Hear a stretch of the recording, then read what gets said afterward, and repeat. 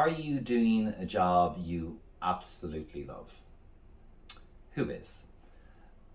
This realization came to me when I was younger, when I was in my teenage years.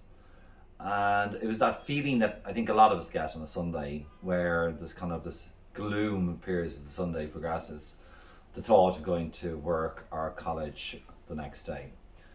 And it was something I promised myself that I would change for my life, which was that when I get up on a Monday, I want to go to work and it feels good to go to work.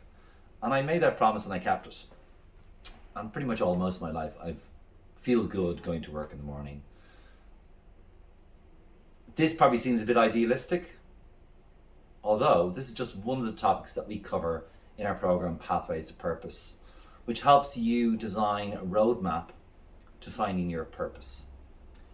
If this is something what you find interesting and you would like to know more about it, we are going to host free webinars soon where you'll have opportunity to get answers on your questions.